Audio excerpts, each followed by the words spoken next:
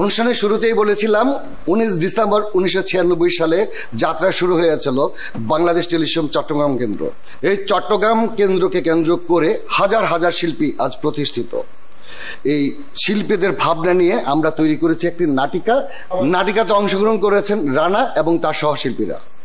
তুমি মোর জীবনের ভাবনা, হৃদয়ে সুখের দোলা। তুমি মোর জীবনের ভাবনা, হৃদয়ে সুখের দোলা।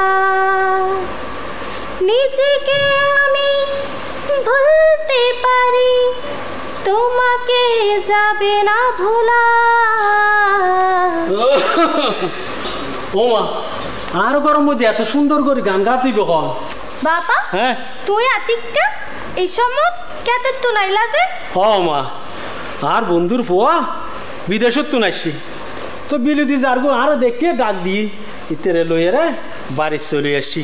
ও তোর তো পরিচয় গায় নদী আর বন্ধুর পোয়া দীপক। হ্যালো। হাই। বাহ, আপনি দেখতে অনেক সুন্দর আর আপনার গানের গলা খুব মিষ্টি। ধন্যবাদ বাবা। হ্যাঁ। উনো না বাংলাদেশ টেলিভিশনত গানের অডিশনর। আচ্ছা, আইও এটা গান দিতাম স্যার। তুই কি হ? ও মা, কি অডিশন অডিশন কিছু দরকার নাই মাই পোয়া। বাবা, তুমি হয়তো ন জানো 1996 সালত 19 ডিসেম্বর বাংলাদেশ টেলিভিশন চট্টগ্রাম কেন্দ্র যাত্রা শুরু হই। হাজার হাজার শিল্পী আর গান গায়ে প্রতিষ্ঠিত হই। বাবা, আইও অডিশন দিতাম চাই, আইও গান গাইতাম চাই। ও মা, কথা শুন, অডিশন দরকার নাই।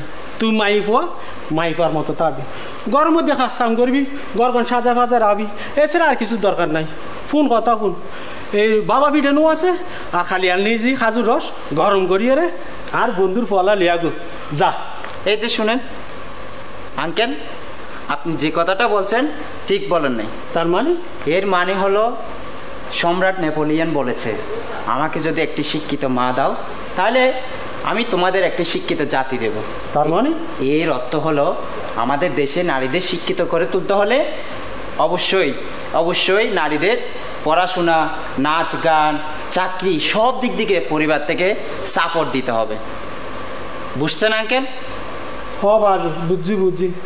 মা, তুই যে কি হলি টেলিভিশনত অডিশন দিবি, গান গাবি, যাবি আমার, তুই যাবি, তোর পর আমার আরো লই যাবি। বাবা, তুই আসা হ।